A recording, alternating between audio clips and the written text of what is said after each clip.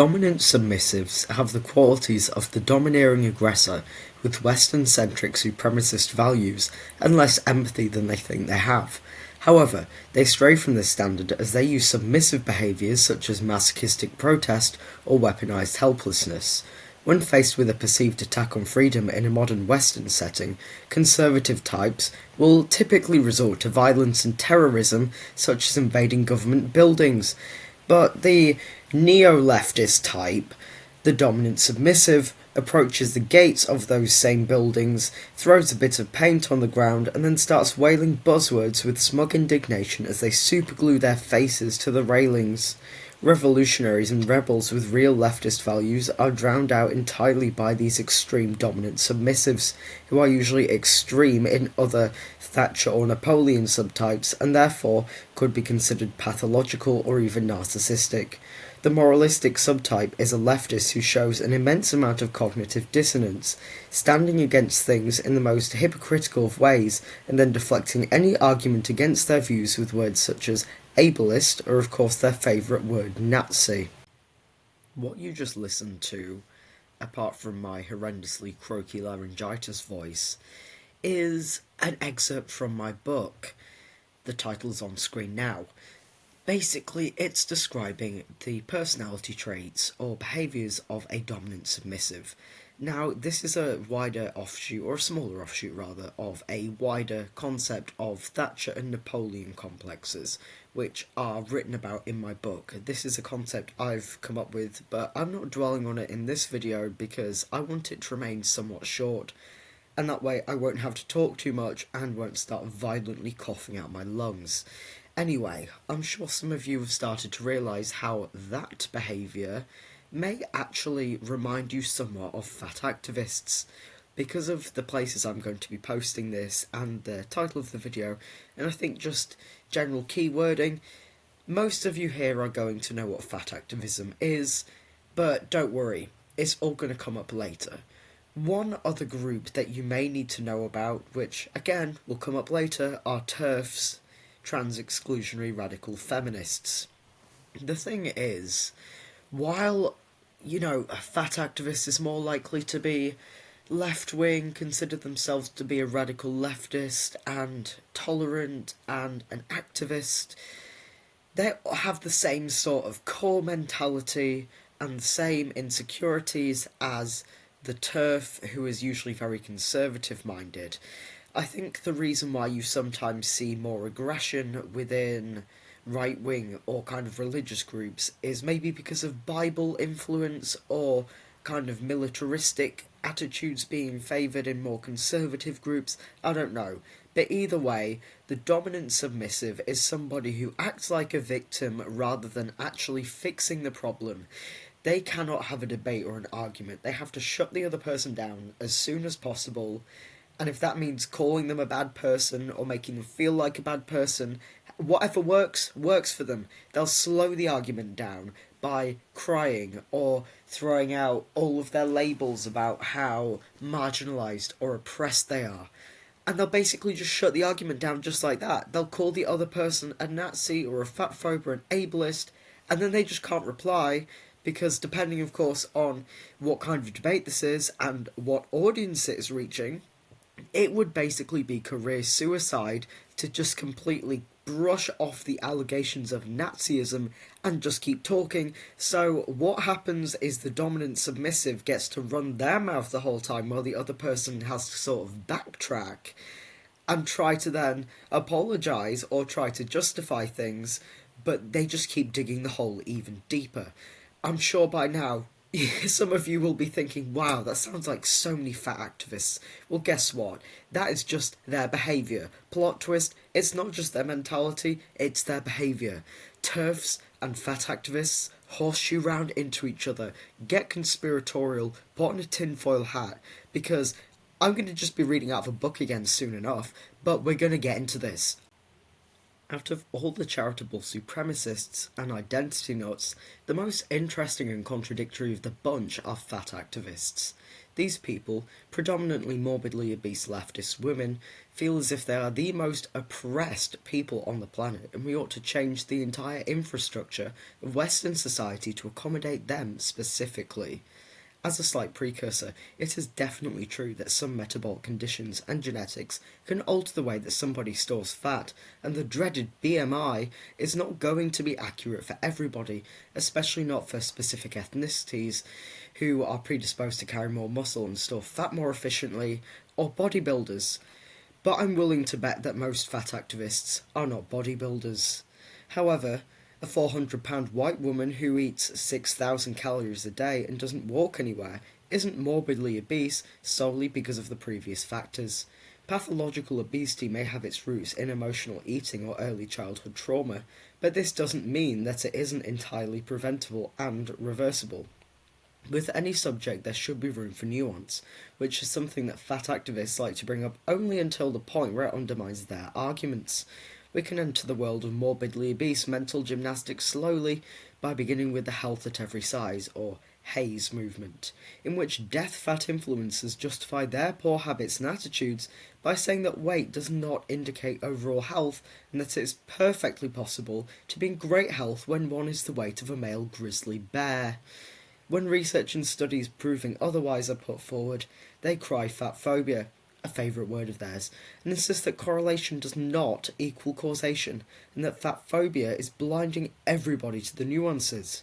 However, when a body-positive or HAZE influencer decides to intentionally lose weight to improve their health and quality of life, the insecure mob of morbidly obese fans accuses them of being fat-phobic and supporting diet culture, and taking advantage of fat people to build up a following and earn money.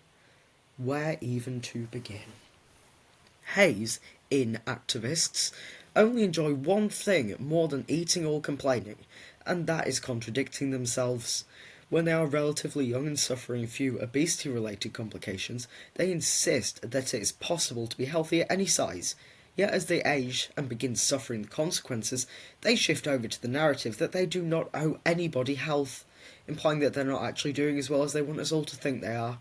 Their contradictions are also evident in their treatment of others, as they claim to be the most oppressed minority of all, and that anybody who doesn't want to have sex with them or live a similar lifestyle is not only fat-phobic but racist, misogynistic, anti-sex worker, anti-choice, homophobic, transphobic, and evil.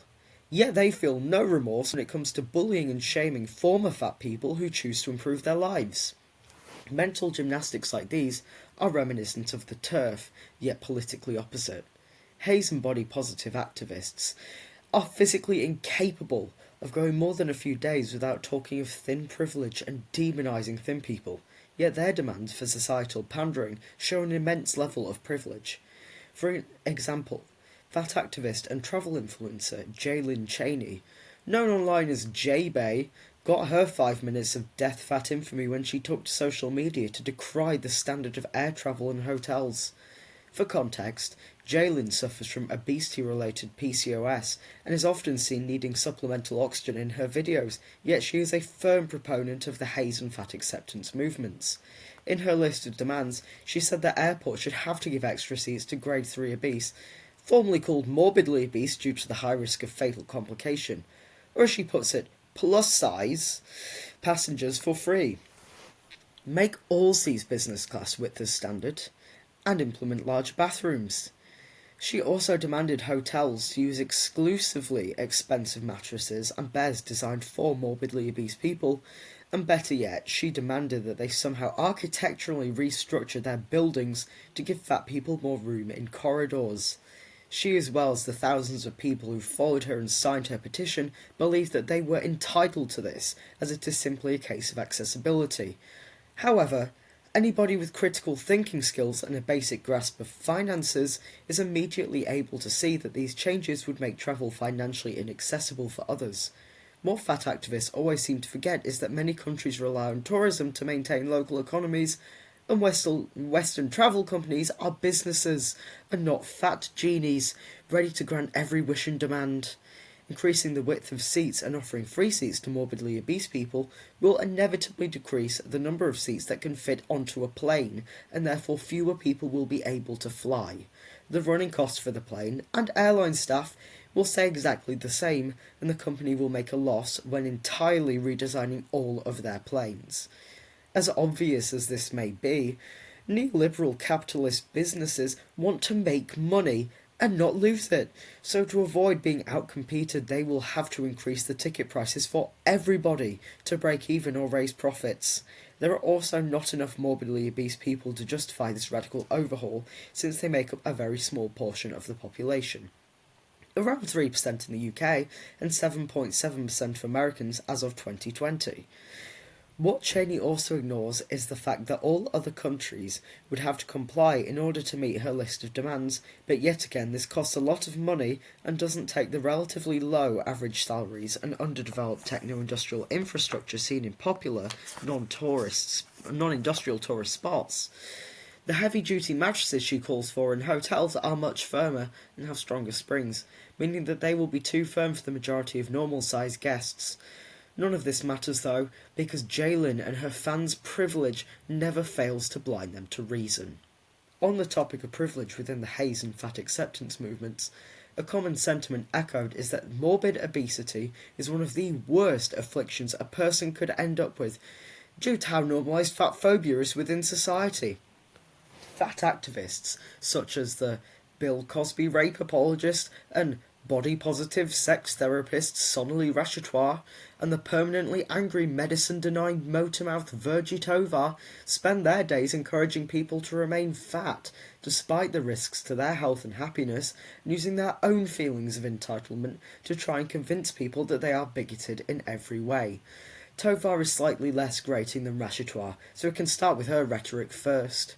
Tovar claims that fat phobia, including but not limited to calorie-controlled diets, exercise, turnstiles not being able to accommodate morbidly obese people, and thin people not wanting to have sex with her, is the same thing as genocide. Tovar and her contemporaries believe that being morbidly obese is a disability, and therefore all fat people are victims of ableism, despite the fact that the vast majority of disabled people are unable to live normal lives because of factors completely outside of their control, whereas people who can reach over £900 may still be able to recover by putting in continued effort alongside medical intervention. Fat activists willfully ignore that the fat acceptance movement was started by a fat fetishist, sometimes known as a chubby chaser, called Bill Fabry, or Fabry, I don't really care, in 1969, and instead claim that this movement was started by fat, black, queer women, despite there being zero evidence of this. It is unbelievably slimy to weaponize the genuine struggles and oppression of the black community, and black women in particular, to guilt-trip people into mindlessly accepting an objectively wrong ideology. It reeks of privilege to be able to make oneself the imagined victim of somebody else's multi-generational suffering, being able to put oppression on like a costume and take it off when it becomes too difficult. Let's think about an actual fat black woman. She will, unless suffering from a medical condition, be able to lose weight, yet she will always be black. Therefore she will always be a possible target of racism, but not fat phobia. But according to fat activists, her fatness is just as, if not more so, oppressive than her blackness. The idea of genocide is beyond insensitive too. During the Second World War, 11 million Jewish people, Romanis, gay men, black people, disabled people, and homeless people were brutally and senselessly murdered in concentration camps and ghettoized by the Nazi regime. Families and communities were torn apart, and the effects are still felt now, decades on.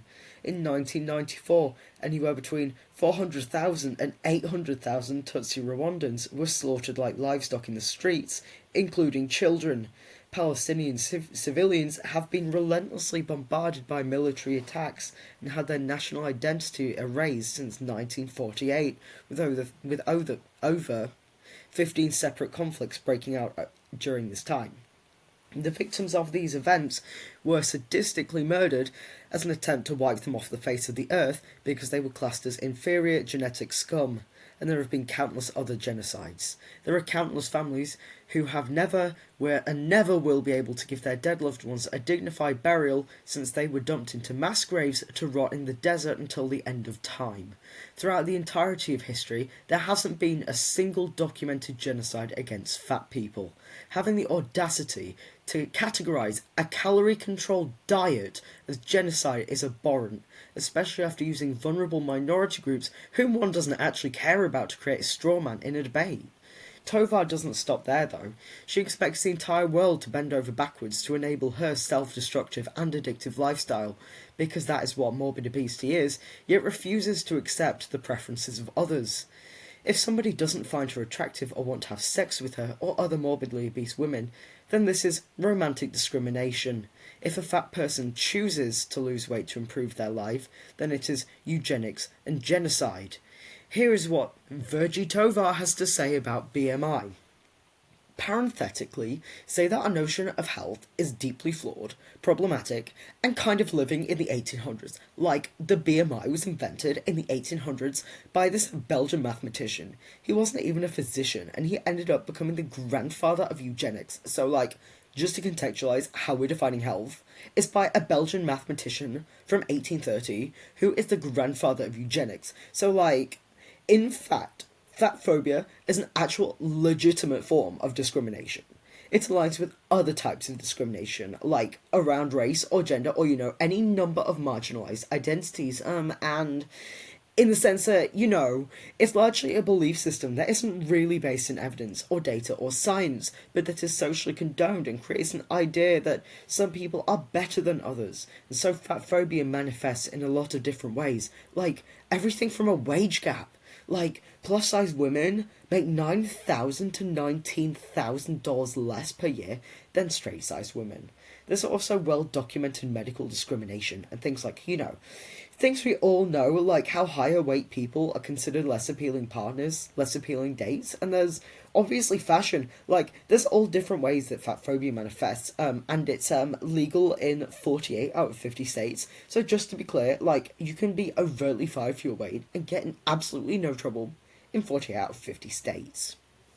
Oh, God. The meandering run-on sentence of a monologue may have been difficult to read, but it is a necessary evil when it comes to understanding the mind of a fat activist. Virgie has chosen to omit the worrying fact that child marriage is legal in 40 out of 50 states, and instead focuses her rage against American legal systems on fat-phobic discrimination within the law. Tovar has also dropped other pearls of wisdom such as, you don't owe anybody health, implying that one doesn't even owe themselves health. She is called pro-diet culture, thin or formerly fat women that is, agents of the patriarchy, accusing them of attacking other women. This last quote truly is some of the purest and most divine irony that has ever been delivered into this world. Tovar is somebody who earns money from shaming other women for their intentional weight loss under the guise of intersectional leftist feminism, whilst writing articles for Forbes magazine, a white-owned, pro-patriarchy, pro-capitalistic publication. She sits so firmly on her soapbox that she feels entitled to call other women agents of the patriarchy, whilst tearing down and belittling women who are different to or more attractive than her. She also claims that dieting is a sign of woundedness, because after all, nothing shows emotional stability like inventing and fabricating discrimination by co-opting the oppression of others to justify a food addiction. If Virgie and her body-positive crowd really did feel as attractive and capable as they say they are, they wouldn't feel the need to scream it so aggressively from the rooftops and encourage self-destructive habits in others. It's also not very intersectional of her to condemn controlled diets, and since she is so fetishistically desperate to align herself with the disabled community, she shouldn't be ignorant about the fact some medical conditions can only be controlled through the careful management of nutrition. For example, encouraging a type 1 diabetic to stuff their face with high-sugar foods every day because they feel like it could easily put their lives and long-term health in danger. Tovar and the associated Hayes posse used the disabled community as a crutch, but then undermined their desire to live healthier lives, since they relentlessly bully people for losing weight for health reasons. According to Hayes' logic, a doctor recommending that a morbidly obese person loses weight to lower their risk of obesity-related health issues is genocidal fat phobia, but shaming someone who loses weight to improve the symptoms of obesity-related disease is empowering, positive, feminist, and liberating. Somehow Tovar's deluded ramblings aren't the most egregious sentiments to be vomited out of the body positivity movement. As was previously mentioned, another prominent face in the fat acceptance movement is Sonalee Rashatwar.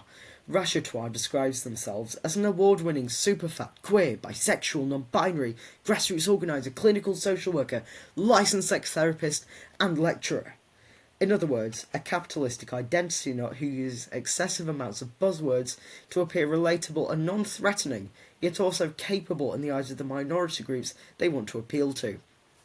Keep in mind that Rashatwar's sex therapy business caters to people aged 13 and up for up to $200 an hour without accepting insurance, and encourages, or in true identity nut, dominant submissive fashion, uses guilt to coerce middle-class patients to pay more than this for their sessions.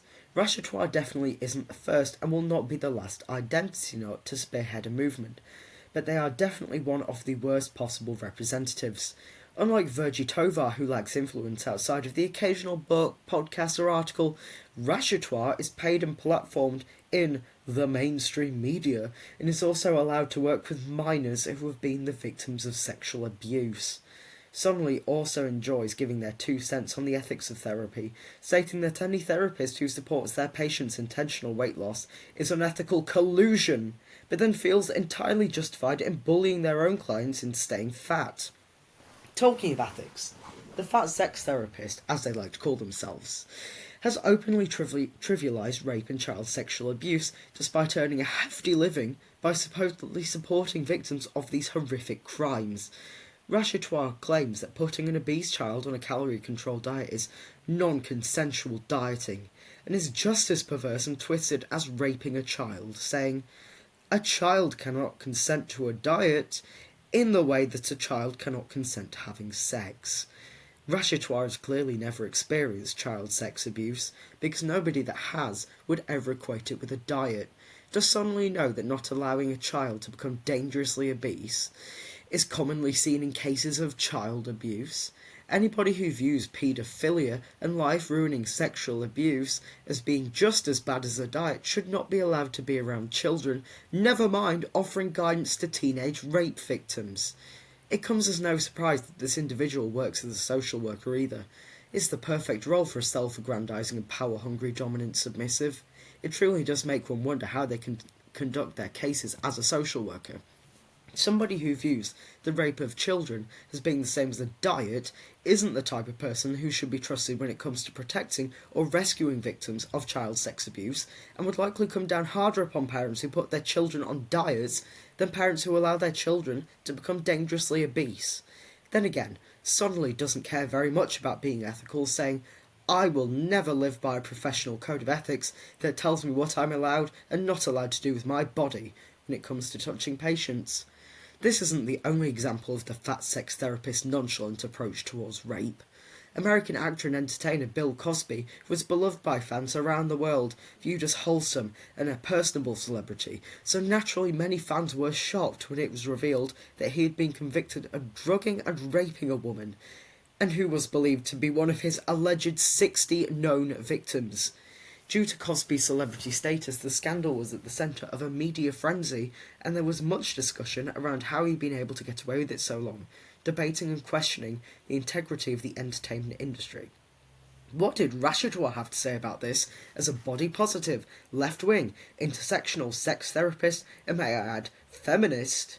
Well, if we actually grapple with the fact that sex negativity is what causes this type of behaviour, then we could create a world where, in an idyllically sex-positive world, someone is able to pay conscious women to come and be drugged so that I can get my kink out, my fetish on having sex with unconscious people.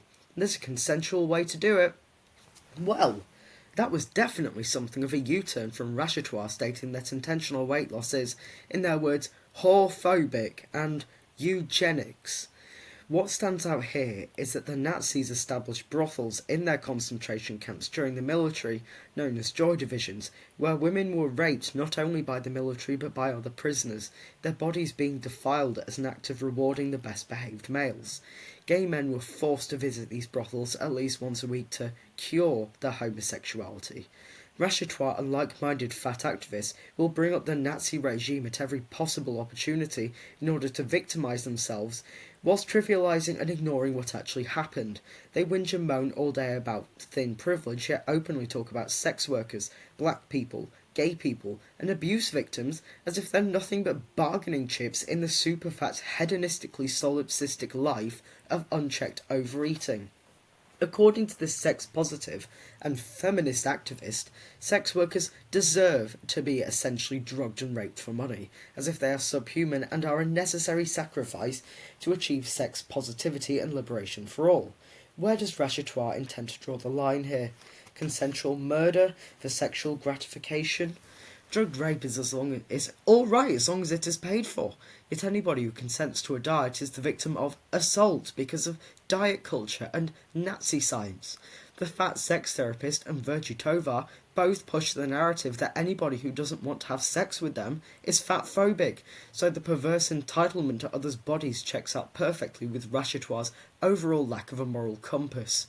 For example, they also claim to be an expert in South Asian family abuse, which implies that they work with many people with this ethnic origin, and when this is paired with their attitude towards losing weight, it is safe to say that Rashatwar is actively keeping them fat. This may seem inconsequential, but South Asians are statistically more likely to develop type 2 diabetes at a younger age compared to people from different ethnic backgrounds, and Rashatwar is not only facilitating but actively encouraging this, and could therefore be reasonably accused of endangering the health and well-being of a vulnerable group.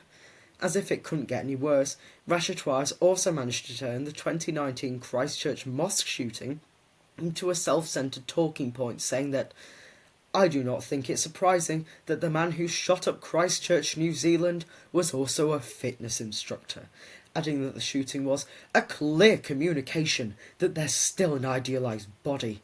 Nazis really love this idea of an idealised body, and so it makes a lot of sense to me that a fitness instructor might also think about an idealised body in this thin, white supremacist way. Comments that are this short-sighted and poorly thought out speak for themselves.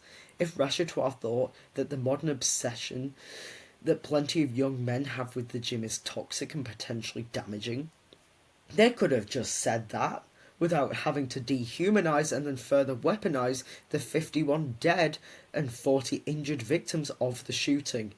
The shooter, Brenton Tarrant, was a neo-Nazi, and his actions reflected that, not fat phobia. Blaming the shooting on diet culture or thin privilege, whilst completely ignoring the serious cultural problems surrounding alt-right radicalisation, is either an indicator of a deluded mind, a feeble intellectual capability, or an unethical method of forcing a narrative. Haze and fat activism are some of the purest forms of the dominant submissive complex in action. It involves using emotional and moral manipulation tactics by weaponizing and shouting over minorities for the sole purpose of deflecting any and all criticism. For example, a common line in the fat delusion community is that being fat is an intersection and interacts with all other marginalized characteristics, most often their LGBT status. As with race, they play down and co-opt the struggles of a marginalized group. If you didn't know, in 11 countries, homosexuality is punishable by death and remains illegal in scores of others. The basic rights of LGBT and especially transgender people are constantly under threat even in developed countries. Gay men have historically been subjected to torture and chemical castration under the guise of treatment for their so-called problem, and the risk of becoming homeless, murdered, abused, addicted, or mentally unwell are significantly higher for this group. Conversion therapy is still legal in many developed countries. The AIDS crisis has claimed millions of lives worldwide as a consequence of government inactivity resulting from homophobia. It doesn't matter what a gay man tries, he will be gay for the rest of his life, and then continually suffer the consequences, whereas a fat person is almost never unable to lose weight if they are willing. Haze and fat activists are inherently supportive as techno-industrialism, as it enables and panders to them, and the same infrastructure that allows them to become the size of a grizzly bear also allows them to access weight loss medication and surgery. Even if they do not wish to go down this route or cannot afford to, there is a massive amount of information regarding weight loss or improving one's health that can be accessed for free on their beloved internet. It is definitely true that a person may be in denial about the cause and impact of their obesity, and therefore may not want to address their medical problem, but this should be dealt with by doctors and therapists rather than internet profit seekers. Fat people do indeed face unique challenges presented by their size, but by reinforcing the idea that they are victims doesn't help this at all. If anything, it just draws more attention to their shortfalls. Self-pity does not exactly mix well with emotional eating. Whilst it may seem vertical and insignificant, the discussion of TERFs and fat activists is important not only for political or sociological sides to this book, but for the Thatcher-Napoleon theory. Both extremes of the feminist and political debate have mirrored behaviours and indicate highly pathological Thatcher tendencies. For example, both are motivated by insecurity and worry surrounding pre-made roles. Both are obsessive and domineering. The TERF believes that she has the right to control and overrule the body autonomy of other people by trying to eradicate transgender women through bullying and harmful legislation, and the fat activist believes that she can bully other people into staying fat even if they don't want to.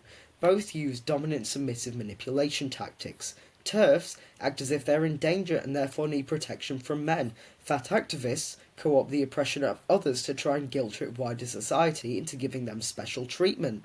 Most importantly, both align themselves with feminism, yet both ideologies revolve around tearing down other women and attempting to control what they are able to do with their bodies. It is hierarchical and motivated by insecurity surrounding one's own body in relation to feminine standards and expectations, especially the idea of sexual attractiveness. Despite hiding behind the excuse of misogyny, they perpetuate misogynistic standards by making women out to be pathetic and helpless victims, but also by encouraging aggressive and hysterical behaviours to get their points across.